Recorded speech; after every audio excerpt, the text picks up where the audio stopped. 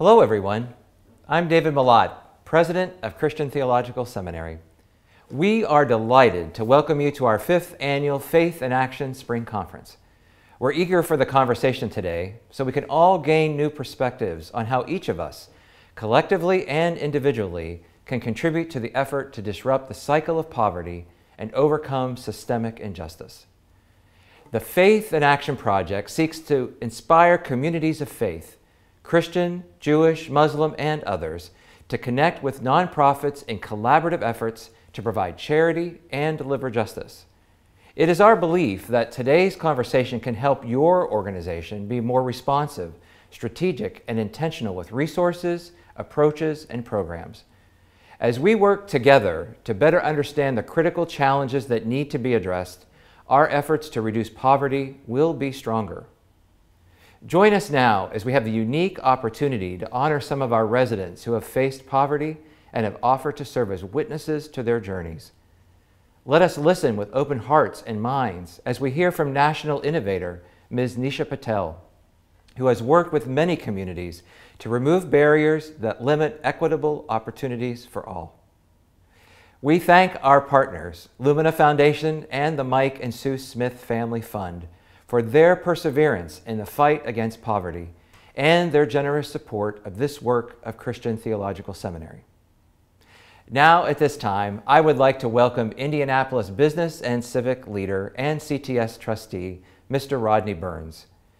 The founder and principal of Arrow Street Development, Rodney has focused his work on community redevelopment in his hometown of Indy, and he will moderate the conversation with Nisha Patel. Thank you, David, and thank you for allowing me to be a part of this special event. I'm thrilled to introduce our speaker, Nisha Patel. She's not like a lot of people who claim the title expert. Even though she's led major foundations and organizations, Nisha's been sought after for her wise viewpoints, authored important papers about poverty, and served in the Obama administration as director of the Office of Family Assistance. She doesn't believe that she has all the answers. Instead, she believes that if we truly want to solve the problem of poverty, we must engage with and listen to the people who live it every day. And that's one of the reasons the Faith in Action Project invited Nisha Patel to be with us, so we could hear firsthand what she's learned and walk away better listeners ourselves. The former executive director of the U.S. Partnership on Mobility from Poverty at the Urban Institute, Nisha has spent her entire career leading, developing, and implementing initiatives to increase economic opportunities for struggling families. Please welcome Nisha Patel. Thank you so much, Rodney, for having me, and thank you to Christian Theological Seminary for inviting me. It's an honor to be here with you. We're excited to dig in and kind of right off the bat. You spent your entire career doing God's work. We touched on a little bit of it in your resume, but you've helped the most at-risk populations in our country navigate a path out of poverty. We all know how difficult this work is, how very difficult it is, and getting up every day and fighting the same fights to help these folks. What inspired you to get in this field, and what motivates you today to make this real change? It's interesting, Rodney, you referred to doing God's work. And when I launched my consulting practice, I very intentionally named it Powered by Shakti. And Shakti comes out of my faith tradition, which is Hinduism. And Shakti is female power that comes from within and the agent of all change in the universe. And so that was very intentional. The change that I hope to be about in the world, and that I've always been about, is how do we create access to better economic opportunity for people who've been locked out. And very often in the United States, it is not exclusively, but it's often people of color who have been locked out of that opportunity. And I would say one of the people who inspires me, continues to inspire me to do this work, is my 94-year-old grandmother, who I get a lot of my religious teaching from. And she was born in the 1920s in India, was orphaned as a young child, married very young, married my grandfather, who was a teacher, moved to Uganda, raised her 6 children there. And just when she had achieved a happy middle-class lifestyle, the earth was swept out from under her because there was political turmoil. She became a refugee. And so, it's that idea that, knowing that structures and political and social and economic forces play a big role in who has access to opportunity. So she ended up moving to Scotland, living there, and now lives in the United States. And I have had the blessing during this pandemic of spending a fair amount of time with her. And so I know that there are millions of people like my grandmother who have their own stories all over the United States. And, you know, it's like, but for the structures and the context and the situation they happen to be born into, or the situation that swirls around them, access to opportunity isn't equal. And so I've had the privilege in my work of traveling and working all over the country and meeting people who are, you know, overcoming the same obstacles, dealing with the same structural challenges. And that is what continues to inspire me every day. Excellent, excellent. That's a great story and great kind of balance as you kind of, again, attack this work. So we're here in Indianapolis. It's a great city. It's a Midwestern kind of values.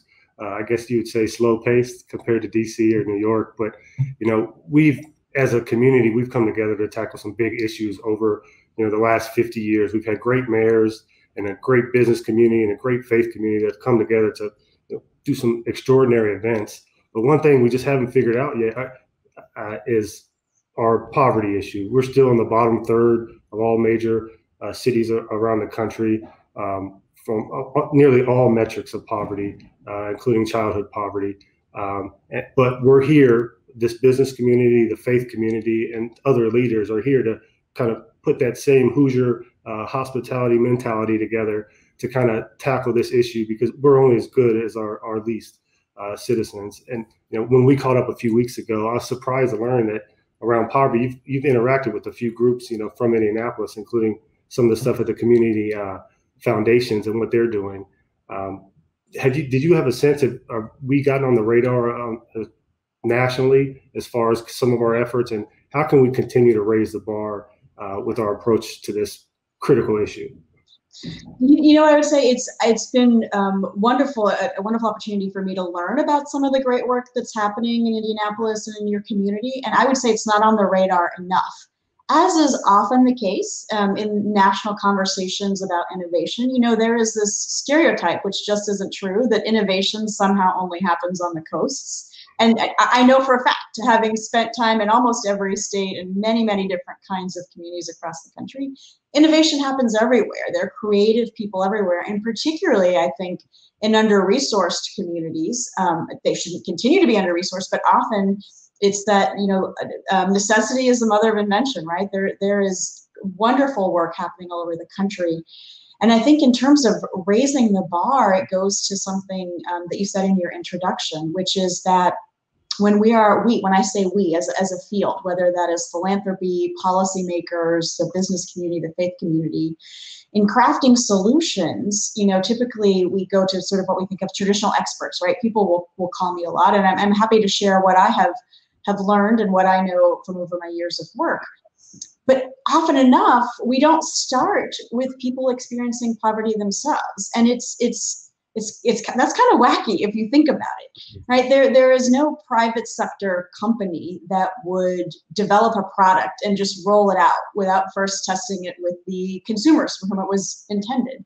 Yet somehow, when it comes to solving poverty, we do that all the time, right? We think that, like, oh, well, and we should talk to the researchers and the sort of policy experts. That's good to do, but sometimes, you know, policies get rolled out, programs get rolled out, and we wonder why people aren't showing up and it's not being taken up. And it's like, well, did you ask the people for whom it was intended what they need and what they want and what their ideas are about the solution? And if we start to do that, I think that's how we lift the bar. That's how we get policies and programs that actually work. That's fantastic. You know, you often talk about restoring the American dream through mobility. Can you talk to us a little bit about how, through your research, you came to define mobility? Because it's not as simple as it seems. Yeah, it's a great question, and it's something that I've been spending a lot of my time on the last few years. So I had the privilege, as you shared in the introduction, of serving as executive director of something called the U.S. Partnership on Mobility from Poverty, which I often talk about as like it was such a privilege to help to support the Justice League of Poverty Fighters. And so we had an amazing, diverse group of experts, and we had a 2-year homework assignment. for this commission, which was answer the question, what would it take to dramatically increase mobility from poverty? So we first said, well, if we're going to do that, what is mobility? Like, how will we know if we're successful? And we certainly were not the first group, the first commission to try to tackle poverty in the United States. But one of the things that I think really made our work different from efforts that had come before is that we didn't use a narrow definition of poverty and mobility. Okay, and so what I mean by that is typically in the United States, when we talk about poverty, we're talking about an income measure. So the federal government has a measure that they use, and right now in 2021, for a family of 4, the poverty threshold or the poverty level is set at just over $26,000. And so if you stop and think about, well, if what we want to do is support families on a journey to mobility, to sustainable mobility, you know, if we come up with solutions, and we had a bunch of smart economists, we could do this. We could figure out how to model a bunch of policies and say, let's get families over that line. Let's get families to a place where they can be earning $26,001, right? And if you think about that, and then you think, well, if a family now is $1 over that line, are they actually out of poverty? Are they actually on a pathway to sustainable mobility? And we know that the answer pretty quickly becomes no. Think about in Indianapolis, surviving, let alone thriving, on $26,000 a year for a family of 4. That is going to be a struggle. And so there has to be something more than just that simple income measure. And as we got into our conversations, one of the members of our group, John Powell, said something that just really made all of us stop and think. He said, here's the thing about poverty. It's not just about a lack of money. It's also about a lack of power. And that really led us to say, okay, yes, income, economic success, income and assets, the things that we typically measure are important. That's foundational. People do have to have enough money, but that's not enough if we're talking about sustainably moving out of poverty. When we talk about power and autonomy, it's about having a sense of agency. Do you have a say on the trajectory of your own life? Do you have a say about what happens in your community? Then we said, you know, that's still not enough. There's a third piece, and we ended up labeling that third component of mobility as being valued in community. And I think that's very relevant for the audience here, for people in faith communities, in the business community, and nonprofits. How do we create a sense of belonging in community? One of the big challenges around poverty in the United States is that it is very stigmatizing. We have these very negative narratives about poverty and about why people are in poverty. And as Americans, we tend to other, I'm using other as a verb, we tend to other people who are somehow different from us, right? You're either inside my circle or you're outside the circle.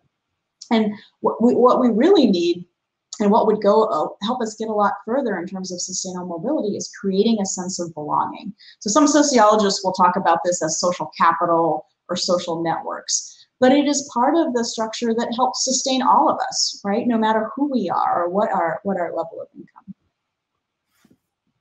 That's great. You know, it hits home for me as well as a real estate developer. Kind of when we go in these communities and for all the right reasons, but oftentimes we come across as doing for the community, not with the community, or valuing them as what their role is. And we had to learn the hard way, but it really is. It's such a critical component because everyone, you know, that we're talking about, they want a better lives for their children. They want to progress themselves with all these barriers that we talked about, and we're going to hear about in this session and sessions later.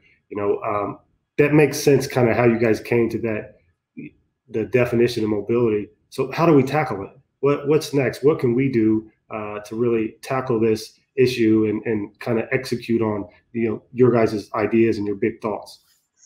Yeah, so what we came up with in our effort, and this was an effort, you know, guided, as I said before, not just by research and sort of the best evidence. We actually spent time in 30 different communities around the country, breaking bread with people experiencing poverty, and, you know, setting a bigger table and creating space at the table for voices of people experiencing poverty. And by the way, and compensating them for their time, just like I as an expert get compensated when I am asked to sit at a table. When we're asking people to share of their lived experience and their wisdom, we need to compensate them and honor their time as well.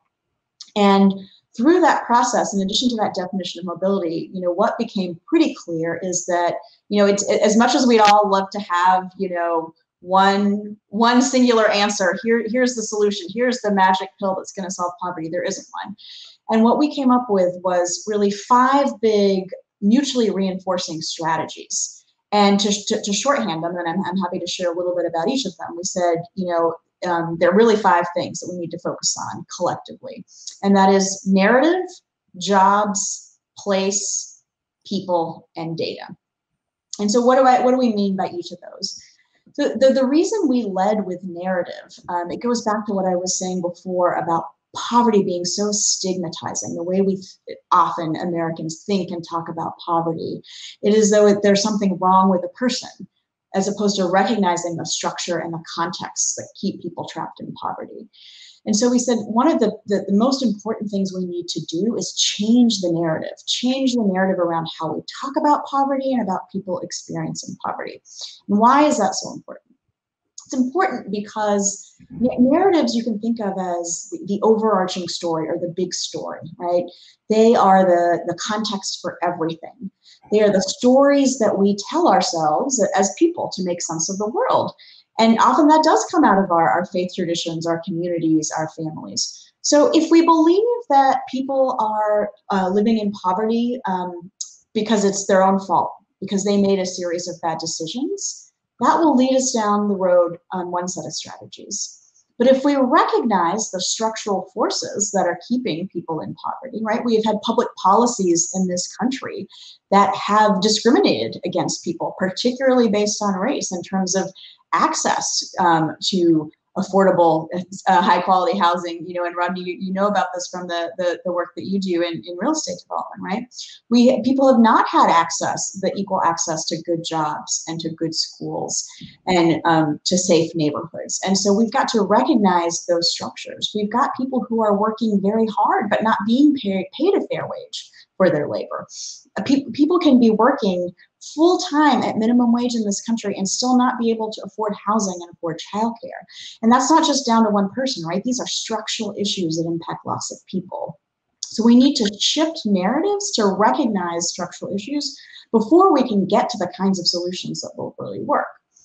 And then second, around the issue of jobs. It is impossible to solve poverty without understanding the economy and jobs, and that people need access to good jobs that pay a family supporting wage.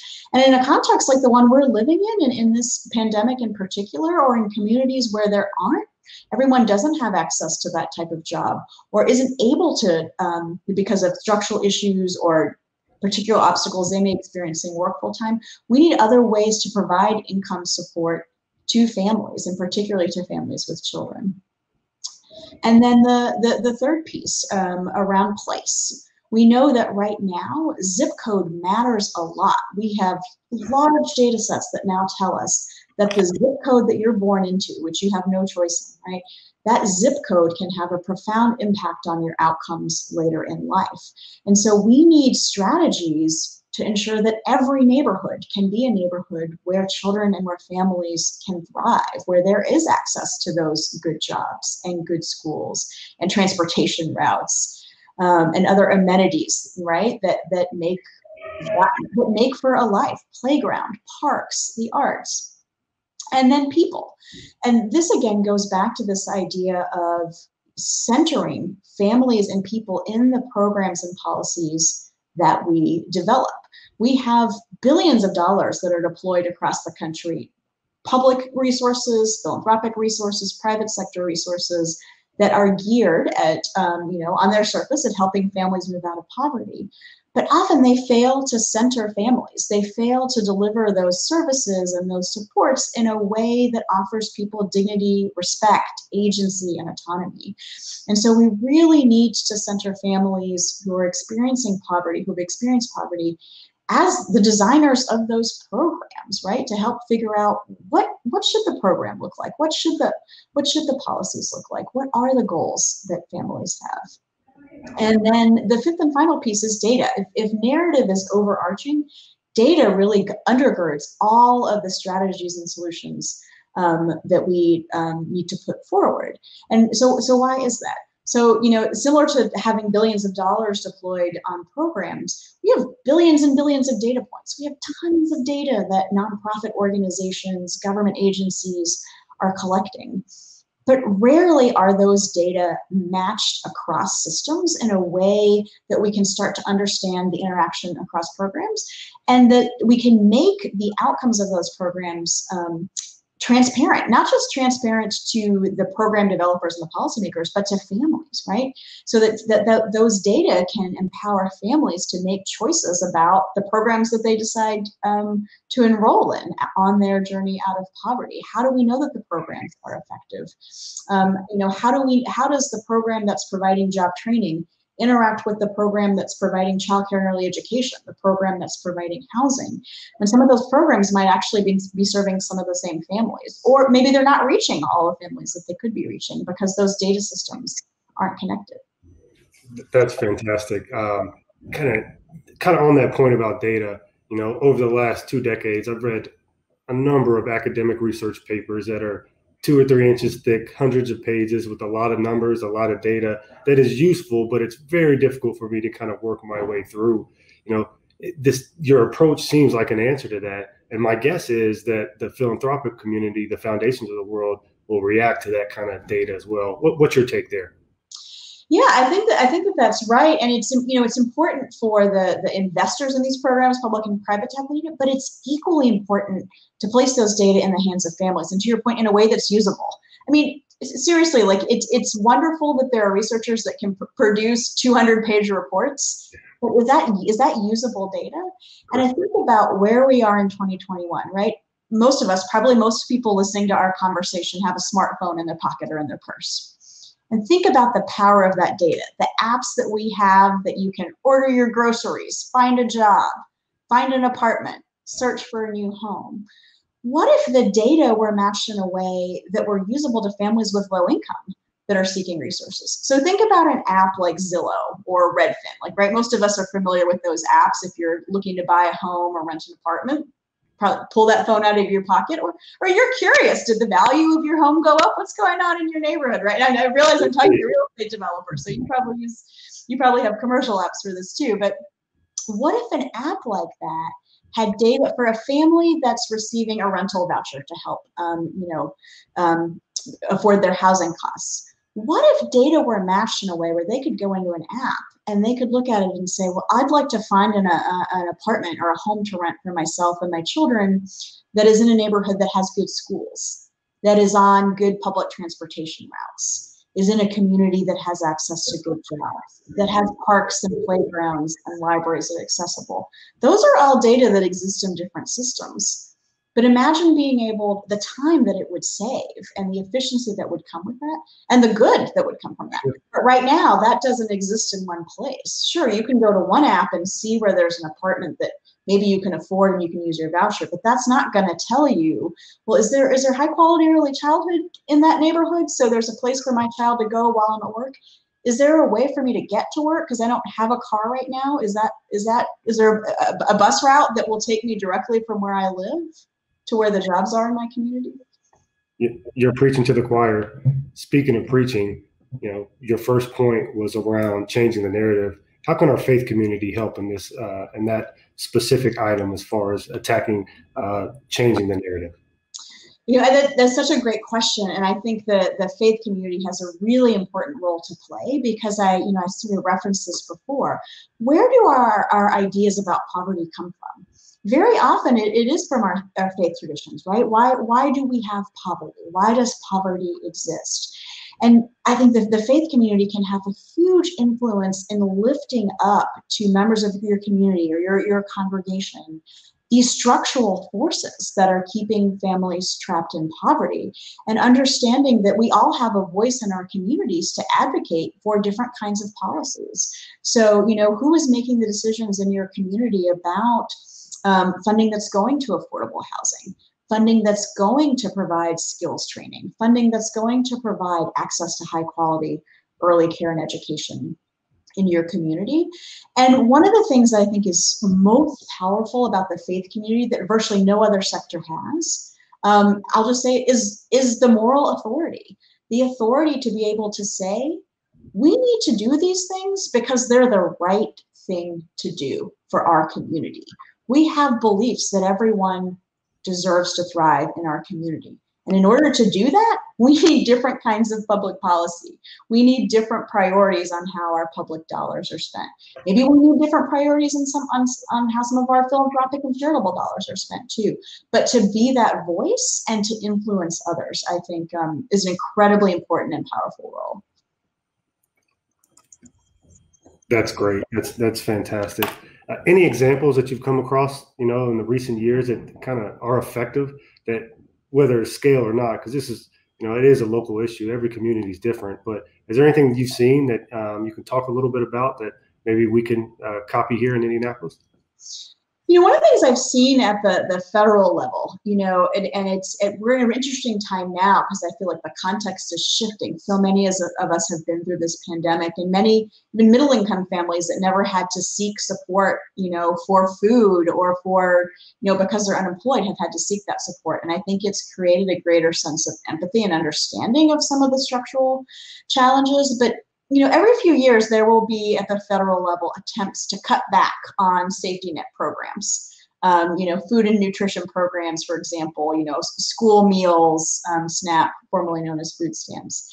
And very often it is the faith community that has been most effective in going to members of Congress, right? And having that moral authority, which the business community doesn't. The business community has a different role, which I can or a different argument that they can make, I think, that can be powerful. But for the faith community to be able to say to members of Congress, so you call yourself a person of faith, and perhaps you share the same faith tradition, you call yourself a Christian, and for some people, this is what it means. It does mean that for those who have the least, that it is our duty to support one another. And I think that the faith community has a unique ability to make the argument, and I've seen it be effective at the federal level. So I think the same could be true locally, as a city council or as a mayor are making decisions about spending priorities, as a school board is making decisions about spending priorities. It's a really, really powerful voice, and I think very often, if you have a congregation, it's a voice that comes with lots of stakeholders and constituents that can put pressure on. Sure. A lot of times, we work in silos. That's one of the big issues with kind of everything we're tackling around poverty. What are some examples of collaboration, unique collaboration that we can learn from, the kind of best practices? Because this doesn't happen unless we can touch all the aspects of it. You have to touch these folks' lives at every aspect. And how can we work together and collaborate? A great example, and there's so many I could lift up from across the country, but thinking about where I've seen effective partnerships across sectors, and that's often what it takes, right? I talked about the 5 big strategies around narrative, jobs, place, people, and data. It also takes cross-sector collaboration. It takes the faith community, the business community, nonprofits, philanthropy, government, education systems, health systems working together. And I think a really good example of that is actually out of Minneapolis. There's a program called the Jeremiah Program, which has been around for 20 plus years now. And I particularly like this example because it sort of combats that stereotype that innovation somehow happens on the coast. It happens all over the country.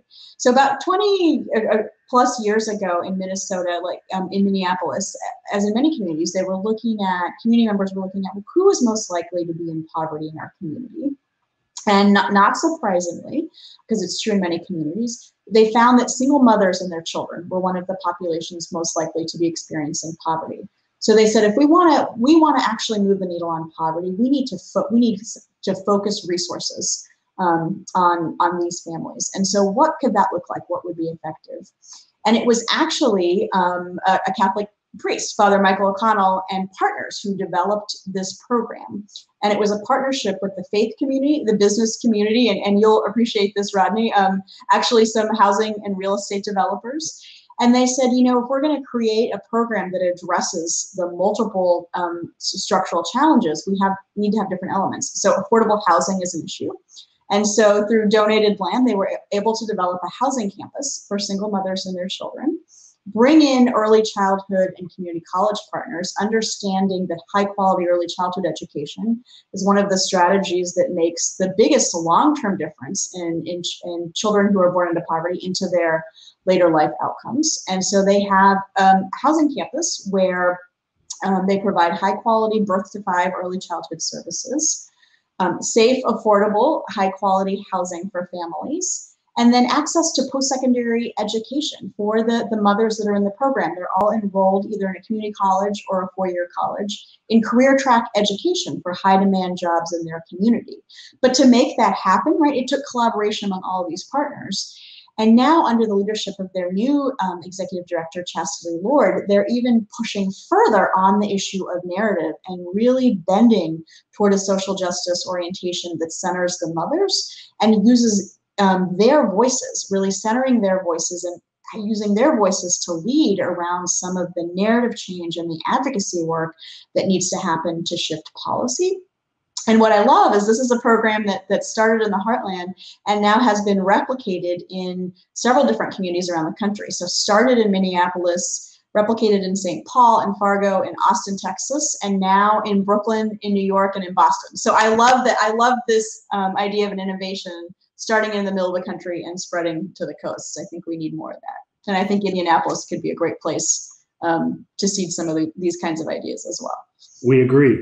And we thank you for helping us think about it. You're talking about those systems and structures that need to be in place to remove the barriers. Can you talk about how maybe at a higher policy level that we should be thinking about this? Yeah, I mean, one of the things, particularly right now in this time, we have some groundbreaking legislation that has been passed. And what the researchers and the predictive models say, so when I'm talking specifically about the expanded child tax credit, which is, the way it's structured. And it's for 1 year that will provide advance payments. The Treasury Department has to figure out how to do it, of up to $3,600 a year or $300 a month for families with children under 6, and slightly smaller amount for children 6 to 17. That, coupled with expanded SNAP, food and nutrition supports, the economic impact payments that the majority of Americans are receiving. What the Urban Institute has done an analysis of that, and they predict that it's going to cut child poverty in half. Wow. But for that to be effective, there has to be mobilization at the community level. Because it's one thing to pass the policy at the federal level, but how are families in Indianapolis going to access those benefits? There are families who perhaps before haven't filed their income tax returns. So they're not connected to the systems in order to access these resources. And so there's important work to be done on the community level to ensure that those resources are accessed by the families who are eligible. But then there's a second piece. That's phase 1. Phase 2 is saying, okay, we've done this for a year. And if it's actually going to cut child poverty in half, do we just need to do it for a year, or do we need to make that permanent? And so there's advocacy work to be done. And this is where I think the business community can play an important role. Those dollars, right, you can call them economic impact payments, child tax credits, but what those dollars result in is resources, financial resources flowing into communities across the country that wouldn't be there before.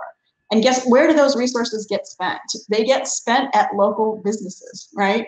I mean, there are grocery stores around this country, if not for SNAP payments, they wouldn't be viable businesses, because that's a huge amount of revenue. And guess what? That revenue is creating the job for the cashier at the grocery store, the butcher at the grocery store, the people making the baked goods at the grocery store. And so there's also a business case to be made. And I think it's going to be really important that there are constituents across every congressional district, because this affects every congressional district. I don't care if it's red, blue, or purple. This affects your local economy. And so I think there's really important work to get people to understand that and to help make some of these federal changes permanent, but then make sure they're implemented well at the local level. Another kind of thought that, smart people smarter than me around town are kind of thinking about is just as folks from mass incarceration and policy changes when they come back into the system. How do you see that impacting this kind of move in poverty? Yeah, this is where we have to recognize how interconnected different issues are. So you may have a family member who's been involved in the justice system and is now coming home. Well, there are lots of federal and local policies that set create barriers to people being able to reintegrate, being able to get a job, being able to get safe, stable, affordable housing. And so in some ways, you got to go kind of one by one and look at what are your local policies. If we say that we want people to be integrated into society, be productive members of society, then why are we creating all these barriers that stop them from doing that, right? All of us as people, as human beings, we have to have a safe place to live. We have to be able to have jobs available to us. If you're going to say, well, you have something in your past that's going to just stay with you for the rest of your life and now you can never get a job, well, how are you supposed to contribute to society? How are you, that's not going to work. And by the way, a large percentage of, both men and women coming back into communities have children. And so that's going to impact the next generation. First of all, mom or dad have been locked up and missing from their lives. And now they're back, but they aren't able to get that job. They aren't able to get that housing to be able to support those children in the next generation. And so we have to understand how all of these issues are connected. I think often there is this tendency to vilify adults, right? And somehow say, let's focus on the children. But I think, again, if we stop and think, I always think children don't grow up in a Cabbage Patch. They grow up in a family, in a household, and that family can look all different kinds of ways. But we have to create the structures that allow parents, families, adults in children's lives to be able to nurture them, to have access to the resources it takes to be able to do that. That's fantastic. Thanks. Another barrier that we've kind of encountered is just access to healthcare. And I think it's really a light should be shown on it during this pandemic over the last year now, how disproportionately folks in poverty are being impacted by this. Have you guys seen any data yet on that matter? And what's your take in general of how COVID-19 is impacting poverty here in the United States and in Indianapolis? I think that the thing that the COVID-19 pandemic the pandemic itself, the health impact, but then also the economic impact, in some ways, it has pulled back a curtain for the country. I think there are many of us that have been in this work who are not surprised by the disproportionate impact on communities with low income, on communities of color. But if you didn't know it before, you certainly, if you watch the news, read the paper, it's very clear the disproportionate impact in terms of who is susceptible, who is more likely to get infected with COVID-19. And a lot of that has to do with, well, who is living in unstable, overcrowded housing? Who are our essential workers? Who is working in frontline jobs? Who are our grocery store workers? Who are our care workers, right? And that is disproportionately people of color, disproportionately women of color. And that is where we're seeing both the health impact and the economic impact. And so I think the COVID pandemic, the economic crisis has just exacerbated a situation that already existed and perhaps spread to people who were even maybe more moderate or slightly higher income and are starting to see that impact. And I think if there's a lesson here is that we really do need to care about all of us. Again, we're all connected, right? What affects one of us affects all of us. So we need the kinds of policies that provide access to healthcare for everyone, right? The thing about the pandemic is it's spread through the air. So it doesn't matter who you are. There is some likelihood that you could be impacted. And I think now, as I said before, some people are going to be more vulnerable, but the lesson should be understanding how interconnected we all are and needing to have the kinds of structurals and solutions and policies that make high quality healthcare affordable and accessible to everyone.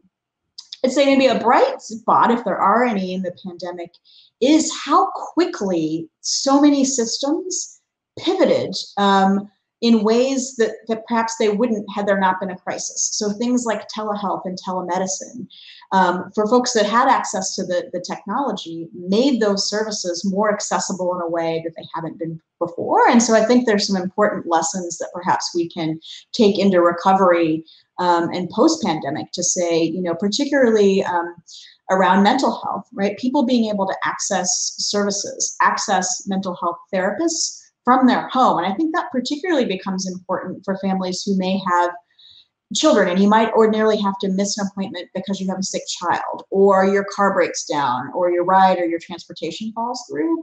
Being able to have access to some of those services online actually makes them more accessible to families that would otherwise have challenges. And so maybe post-pandemic, we'll see more of that carry through as an option.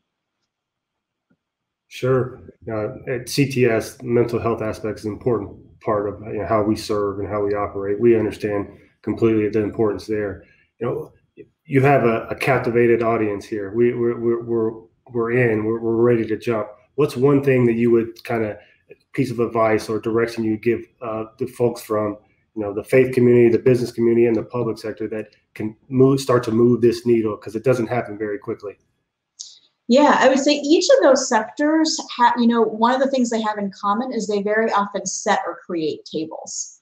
So one thing is, think about the tables that you already have set, creating some space for people to pull up more chairs. I often like to quote Troy Chisholm, who said, if they don't give you a seat at the table, bring a folding chair. What I now say, I've sort of created an addendum to that, is I'm at a place in my life and my career where I do have a seat at the table. I've been very privileged to sit at tables at the Gates Foundation, at the White House, at the Aspen Institute, but I still bring a folding chair. And I should sit on that folding chair and give up my seat to someone who hasn't had a seat at the table. And very often that person is a person who has experienced poverty, whose voice hasn't been heard. So partly it's creating space at tables, but at one another's tables. So you may have a business table that you sit around, a Chamber of Commerce table. Think about broadening that at times and bringing in people from the faith community, from the nonprofit sector, from the philanthropic sector, right? And then creating some new tables that are perhaps cross-sector tables, because it's going to take all of us to solve these problems. I would say, and for people that are working in a particular sector, maybe you work on housing, or maybe you work on job training, and that's good. Keep your focus, but also open up your aperture and think about how your work might connect to colleagues who are working on early childhood, who are working on housing, and think about how you might come together around solving some of these problems. Because if we keep operating in silos, I always say it's kind of like, it's good to have focus, but it's sort of like a horse with blinders on. Then you only see what's in front of you. And very often that innovation is happening at the margins. It's happening at the intersection of different issues and sectors. So creating some of those spaces where people can come together. Again, like all of your responses, this is great. This is exciting. And you tell it with such ease. It has me excited. It's giving me the shot in the arm that you need, because this is difficult work and it takes forever, but you can see change. Is there a moment, in the last 5, 10, or even throughout your career where you can just specifically point to that shot in the arm that really kind of got you to the next step and really impacted your life and others? I would say in the last 5 years, I've been at this now 25 years, but in the last 5 years, even pre-pandemic, there has been a surge of interest around the issue of poverty and economic mobility. And I think what I partly attribute that to is actually the new big data that we have available. I feel like it's unfortunate that it takes this, because people at the community level, people on the front lines have often known this and seen this. But now we have big, large data sets that show us that zip code really does make a difference, and show us that mobility in the United States has stagnated. We have data that shows us, and this is just in the last 5 years or so, that in 1940, for a children born in 1940, they had a 90% chance of making more money than their parents. When we fast forward and we look at 1980, so those are people who today would be in their early 40s, we have large data sets that say that only 50% of them are likely to earn more money than their parents. So dropping from 90%, almost everyone, to 50% is a huge drop. And 50%, economists will tell you, is basically, that's a coin toss. That's what you would expect. So that is stagnant mobility. And I think what was so powerful about that is it affects everyone. We're not just talking about a small group of people. We are talking about the whole country. Every child born in the United States. That this idea that we have this American dream, right? If the dream is that you can work hard and get ahead, or that even if you struggle, your children have a chance to do better, that's just not been true anymore. It's not been true for a long while. And that, I think, has elevated people's consciousness about this issue, this idea that if you hear people in your community saying, gosh, it just seems like it's so much harder to get ahead than it used to be, it's because it is. And I think that large consciousness, and then sort of what the country has been through in the last year on top of it with the pandemic, with people whose eyes were not open before around issues of racial inequality and structural racism, is, I feel like we're still in it. We're in the midst of this contextual shift, and hopefully a reckoning and a change in, you know, the country we aspire to be, and then the country that we actually are. How do we get those things to come closer together? And I think we're in a tough moment, but it's a good moment in that, you know, I guess maybe the way I'd put it is, it can feel like we're breaking apart, and that's hard, but sometimes you have to break apart before you can come back together and heal. So I feel like we're in that breaking apart, but my hope is that what's ahead is that healing. And with that healing will come, I don't know, the creation of a new kind of country where we do actually live up to the ideals that we purport to have, that it is the kind of country where everyone has a chance to get ahead and to do a little bit better. Sure. Well, in Indianapolis, our eyes are open and we're ready to set the table. And we'll have folding chairs for you and anyone else whenever you want to come help us out. Nisha, thank you so much. It's such a pleasure spending time with you today and over the last few weeks. And your work it's wonderful. And we really hope that we talked about in the beginning of this discussion that Indianapolis raises the bar for, you know, how we address moving people out of poverty. And we have all the resources and all the talent to do it. So let's do it. And this, hopefully this conversation will really spark a few more ideas, and you'll be hearing from us in the near future. Thank you so much, Nisha. Thank you, Rodney. I look forward to hearing from you, and I look forward to being in Indianapolis in person, maybe sometime next year. We're going to transition to take Nisha's words to heart and engage with some local Indianapolis residents who've lived and breathed through the effects of poverty. I'd like to introduce the person responsible for putting all this together, Lindsay Rabinowitz, the director of the Faith in Action Project. Thank you, Rodney. Nisha, thank you for the wisdom you shared in your ongoing leadership in the fight against poverty. Now it's my honor to welcome our local panel and friends. Well, I'm so excited to have you guys here today. You know, through the Faith in Action Grants program, we've just had the privilege of being able to learn from you all, and it has really helped inform our perspective on poverty and just provide a deeper understanding of systemic injustice and what's going on for our neighbors and what's really critical for them. So with that in mind, I would like to introduce Jeannie Reed and Sharon Rucker with PACE, Taquasha Maines and Ashlyn Hopkins with Edna Martin Christian Center, and Alicia Bell and Tia Williams with Heart Change Ministries. Welcome, and thanks for being here today. You're welcome. Thank you for having me. Thank you for having us. Thank you for having us. Glad to have you guys with us. So when we talked last week, you guys all shared some really important milestones from your journey. Milestones that I think that would be really inspiring and informative for our audience that's listening in. So I'd like to revisit that conversation that we had for those, the benefit of those that are listening in. So Sharon, I'm going to start with you. Does that sound good?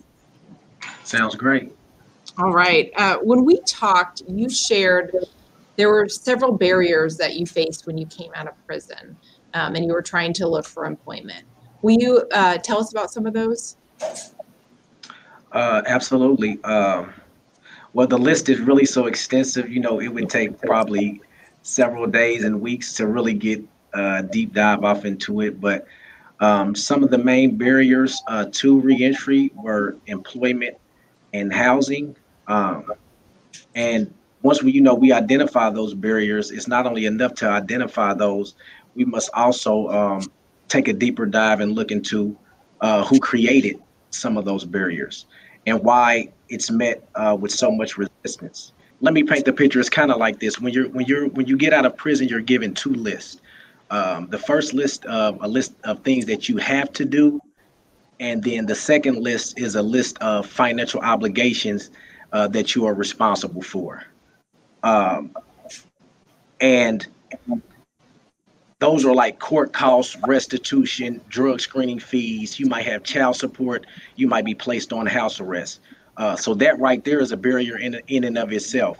Now, the caveat is if you fail to gain employment from the employers that will not hire you because you have a felony conviction, then you have the potential to be sent back to prison. That's like an oxymoron to me.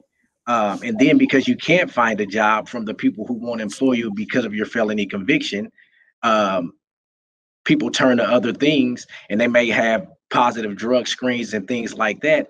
And that's another way that you could be sent back to prison and jail. I just believe the system was already set up like that, and they feel like incarceration is like the hallmark solution. So what was really critical that PACE helped you in your time of reentry?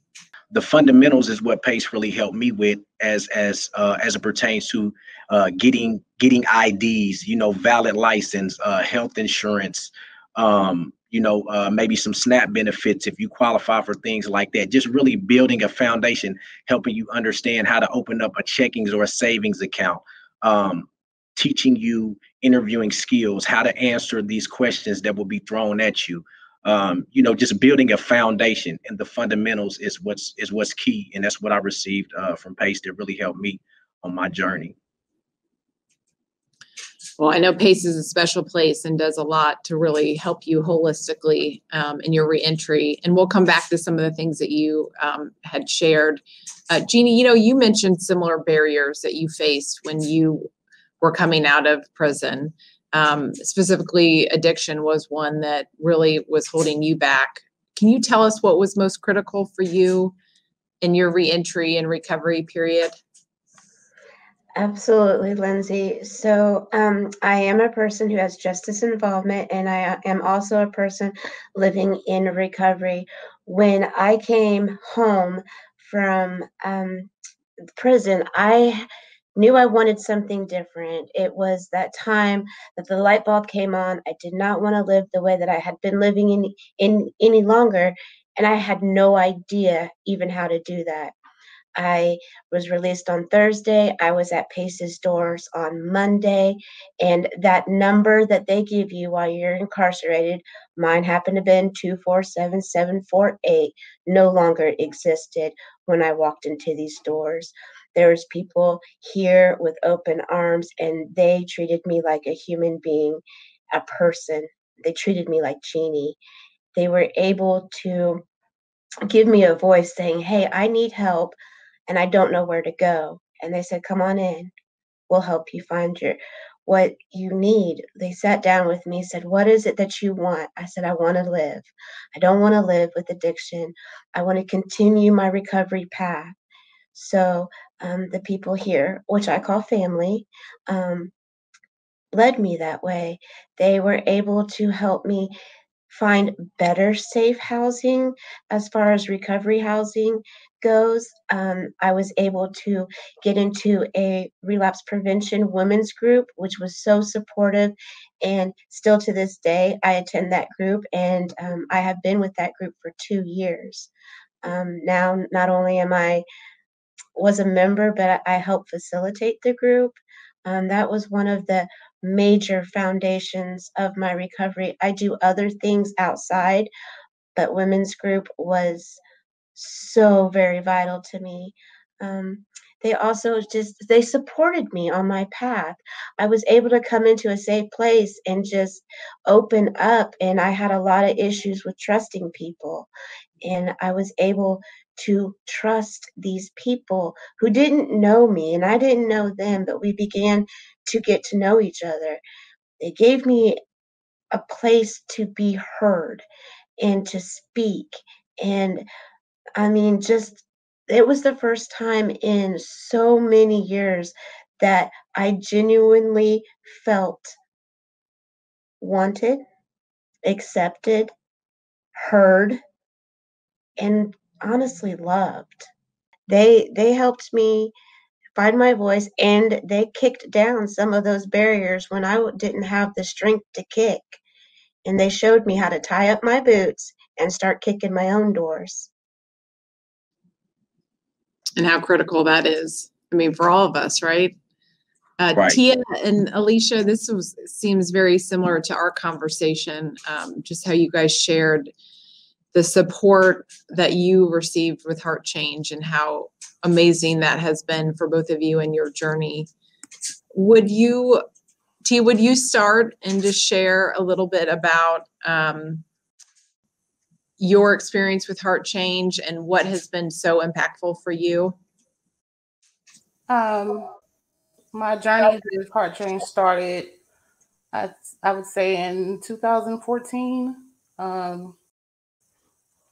My child's father had passed away, and I had fell into a deep depression. So then after that, I started going to church. And so I met a woman there, and she was a volunteer for Heart Change, and she told me about the Heart Change family. So one day she picked me up, and when I came there wanting to seek more scripture and get to know God better. And so after that, I learned about all the other things that they help with. They help with housing, job placement, education, childcare. So that's how I got involved with Heart Change. One thing you had shared specifically is that you felt a strong sense of community at Heart Change. Mm-hmm. Tell us more about why this is true. I feel community and family. It was more like a family atmosphere. It is a group of women and children. And so I felt really comfortable. They talked to me more like they were my friends and not a charity case. Like they didn't treat me like a charity case. They made me feel like I was completely capable with God's help to get myself out of the depression that I was in. I just felt friendship and fellowship with everyone. And I never felt like they felt like they were superior to me, like they were just helping me out. It just felt like a family. And everybody was so welcoming, smiles, hugs, when we could give hugs. And it was just really welcoming. And they treated my kids like they were their kids. So that's how it became a family and a community of women, just being there for each other. I felt like I was there for them just as much as they were there for me. And are you currently living in the Heart Change community as well? Yes, I am. And it's been very important and very helpful in my life because before I would struggle to pay rent. I have 4 children, and before I was like in a 2-bedroom house, which is not big enough for, a family of 5. So I have more room. There's a yard, and there's community. I know my neighbors know me. I go to church with some of my neighbors. That sounds similar to what, Alicia, that you shared with us, just that idea of community and living in the Heart Change. Can you share a little bit about the importance of the Heart Change Covenant community for you? And also, if we could touch upon just housing, how that was a struggle for you and you see a struggle for some of your peers to find affordable housing. Love to hear your thoughts on those. Okay, so I'll answer the housing question first and then the community question second. So for me personally, I have 5 children and I have, we came from a 2-bedroom apartment upstairs. So our rent was like $750 for a 2-bedroom upstairs apartment. And I was able to move into a neighborhood that everyone already knew my kids. I knew that they would be safe. The rent is very affordable. You get way more space. And it's just, the community aspect of it is huge. Initially, before I moved over here, I was like, we're not going outside. Don't talk to any of the kids. I don't want you going to the park, because I was coming from 42nd in Midhoffer. So I don't want my kids outside. I don't want them playing. I don't want them going across the street. I don't even want them at the park, because I don't know what's going on there. But when we moved over here, we were welcomed with open arms from everyone. I knew it was essential for me to leave when my kids, I let them go across the street to the park and someone got shot at the park that they were at, and they ran home and told me. So community for me was huge, more so than anything else, because I have 2 boys and 3 girls, and I have a 16-year-old and a 13-year-old boy. And I just knew I needed to get them out of that environment and start to get a sense of community, so they knew that the people around them weren't there to hurt them, weren't there to get them. It was just, it's helped them, I feel like, be kids and just go outside and play and have fun and ride bikes and just not be carefree, because that isn't realistic, but at least feel like, okay, it's cool, I can go outside, or it's cool, I can walk down the street and not have to deal with a lot of stuff. But that's just kind of what it was for me. And the housing, the question that you asked me about housing, that was very important.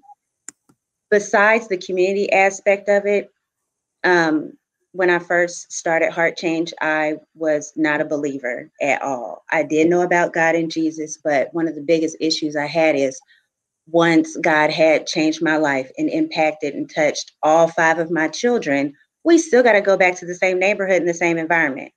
So I'm trying to bring my kids out of something so they won't be a product of something, but we have to live here. So try to tell the kids not to be friends with, that just caused them to get picked on, talked about, more issues and problems. So that's kind of why this was a huge, important move for me. Well, thank you for sharing it. It sounds like housing is something that came up at a couple of our conversations. Well, I'll say something towards that. That's still a struggle. I'm just going to be honest. It's not right now. As I supervise the case managers here at the Martin Christian Center, I have a lot of coaches on my team who struggle with finding safe, affordable housing for families.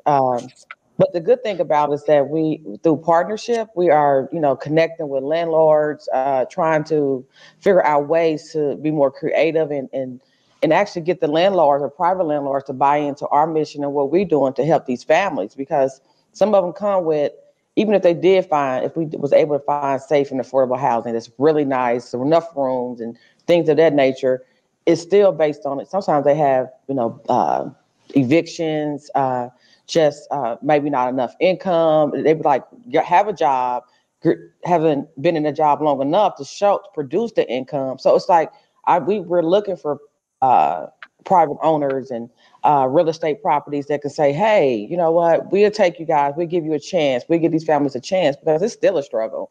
I mean, it really is. And our coaches are trying to be real creative, but it's a huge hurdle to overcome.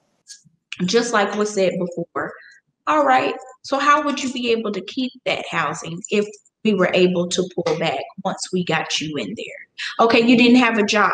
What would be able to help you keep that job once you got a job? And recognizing the holistic approach of a person. So we have to be able to reach their mind. We have to be able to talk about their body, whatever is going on, right? And then the other things, we have those bare necessities, having shelter, having clothing, having food. And I think that's where a lot of the organizations miss the mark. Before moving into the Covenant community, it was not easy at all. There's no affordable housing, I feel like, unless you go to like an apartment complex or a landlord they have subsidized housing within their community. So it's based off of your income, but then there's HUD housing, Section 8 wait list. All those are good, but realistically, that waiting list is long. It's years. So it's like, if I can't pay my rent now and I'm trying to do all that I can, and I put my name on one of those lists, I'm still gonna have to wait for years. So what am I supposed to do in that meantime? I just feel like there's a gap that all these people fall into when it comes to housing. that they can't get themselves out of, because what she said is very true. You have evictions, a lot of companies won't even mess with you. They won't even consider you. A lot of places, they look at your credit score. They look at how long you've been on a job. There's like all of these different boundaries that kind of set you up to fail, in a sense where you end up moving into an apartment or a home that you do find, and it may not be up to the best living standards. The landlord may not want to fix things that are broken. They may not want to fix furnaces, air conditioners, whatever, that still will put you in a financial strain. So I just feel like what she said it is very, very true. And I feel like that's one of the reasons why for Heart Change, the Covenant community was started, because when the women of Heart Change walk with a woman for a year to 2 years of her life and help her out or give her resources for everything that comes up. But the housing thing is a huge aspect. So you may have walked with a mom for a year, and all of a sudden she's losing her home. She lost her job. She has to put her kids, into some type of program, and now she's homeless. So housing is huge for anybody, whether they're a single parent or coming back home from prison, because a lot of men and a lot of women that do come home from prison, they don't have anywhere to go. So they end up hitting up somebody that they knew prior to them getting incarcerated, just to have somewhere to live, just to have somewhere to crash. So that, I feel like, is a very huge hurdle that needs to be figured out. And just to piggyback on that, I would say one thing I found most imperative when helping families is that you do have to advocate. Like as a case coach, I advocated. I got on the phone, I did Google searches, I wrote recommendation letters. I'm like, hey, this family we really need to help them. What can we do? What do you have? And then I challenge them. I'm like, so you have these houses and you say you in this community, why haven't you connected with Edna Martin Christian Center? Because we have a whole bunch of families that are needing assistance. I always challenge the coaches, don't just say, okay, we're going to move on to the next one. We'll find somebody else. No, advocate, work hard, because be the voice until they can learn to speak up for themselves. And another thing I try to educate clients on is that, you have the opportunity to move. You have the opportunity to do great things, but you have to really believe that you're able to. So when you get to that point, learn how to have that conversation with your landlord. Go in with, do your walkthroughs and, ask for things to be fixed. Check them out on their website. Don't just settle. And I think sometimes our families be such in what we call a tyranny of the moment, where they settle and they trying to get into something because, you don't want DCS involved either. So yeah. It's always a crunch, and it's so fast moving. But I think, for me as a former case coach, I just believe that I go hard for my clients, because I know their challenges, and sometimes they don't want to tell their story to everybody they meet with. Mm-hmm. They're not they have a story, but they are a person. So yeah. Well, Taquasha, I know that you really walked with Ashlyn through a lot of ups and downs, and really developed a good relationship with her. As you talk about just that bond, just hearing you two talk. Ashlyn, will you share a little bit about your journey? You said when you came into Edna Martin, you were at a part where you were really trying to work off your debt and you really wanted to accomplish some goals, but that you were experiencing several traumas. So share with us a little bit about how Taquasha and Edna Martin really helped you emotionally, spiritually, and even financially to help you get through those tough times. Yes. So I initially got connected with Edna Martin Christian Center through a good friend of mine that was working here at the time, and my second child was able to go to school here. During that time, it was a very dark period in my life. I was going through a lot of trauma in my marriage at the time, and having to go through a divorce, and then having to walk away from a job that I had been working on for several years because I couldn't pass an exam that was now a requirement for my position. And during that time, it took a lot out of me. I really didn't feel like I had a whole lot to give. And with my daughter attending daycare at Edna Martin, I was introduced to the Greater Families 2020 program. So I was like, okay, here's a program. They can help assist you. My friend was like, just give it a try. They can help and be some support. So I did, and Taquasha was my coach. And I am so glad that I got her as my coach. And I am so grateful for all of the moments that we've shared and the relationship that we've been able to build through that. During that difficult time of me transitioning, I was unemployed. There was no job that I could apply for without having the proper licensure. I had the education, but I didn't have the license. So I didn't know what to do. I was a single parent raising my 3 kids as my husband had left the home and we were going through a divorce and having to navigate waters that I had never been in and that I didn't know what to do. So it was very hard. I was able to connect with Taquasha not only as a fellow social worker, but also in terms of my faith, because that was something that was very important to me. And I know that that was the one thing that pretty much carried me throughout everything, that allowed me to have my licensure paid for as well as study materials. I had taken the test several times and I just couldn't pass it. Then again, each time that I had taken it, I was going through something.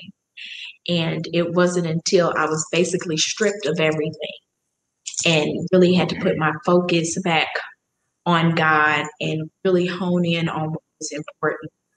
And I passed my first licensure, and things started to, move up from there. And you're in need, and I'm here to help. And that's what I needed. And I have a big support system in my family, and my colleagues, my church family. So having this addition was what helped even more to get me through this really dark time that I experienced in my life. Thank you for sharing, Ashlyn. That the support network is just a resounding theme that we keep hearing from all of you, and just having someone help you navigate those resources. That has been something that I've heard again and again. Sharon or Jeannie, do you want to share anything about, how you had someone help you navigate what was available for you, the various resources that were out there that you might not have known about? The case management here that were able to give me some directions now. They helped me. They showed me the way and allowed me to advocate for myself as well. They advocated. When I heard that, my heart just lit up, because we need people speaking for us, because sometimes, at least for me, I was scared. I didn't know. I had no idea even how to apply for a lease and application. And then when I got there, it was a lot of closed doors. We don't want you. We can't have you. Or the area just was not conducive to what path I was on. So I'm so grateful for the people who had those resources and who had their resources, and the people that had resources prior to that.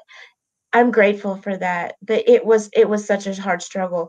Prior to being where I'm at today, I was in recovery housing, and there was that transition needed to happen.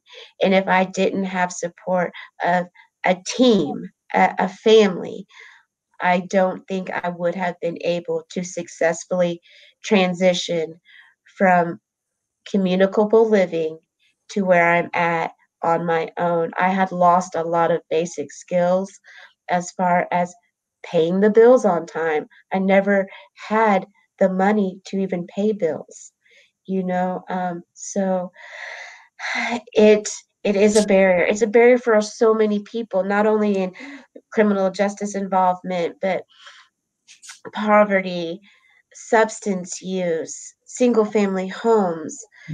It's how can we expect people to thrive in life if they don't have a safe place to lay their head? I mean, it just makes no sense. We want you to have a job and be functioning in our community, but you have nowhere safe to go. And it's hard. But I am grateful for the people who had that knowledge that I didn't have and supported me and said, hey, you can do this, when there were days where I was like, it's just not going to work. I don't know what I'm going to do. I'm so overwhelmed. And it was okay, because what I didn't know, they did. And when I couldn't speak, they spoke for me. Well, I love that image that you painted, just the place that you are now and this place that you are thriving, and you sound so strong. So really appreciate you sharing that with us, Jeannie. Tia, if you could tell people that are really want to help or want to support those that are facing many barriers or hurdles, what would you tell them that would be most important? I think that I would tell them to, they really want to help, to look at that person as a family member, especially if they are a Christ follower. If you believe in God and you believe that these people that need help are your brothers and sisters in Christ, and to really take into consideration what that person may have been through, the barriers that they have to face.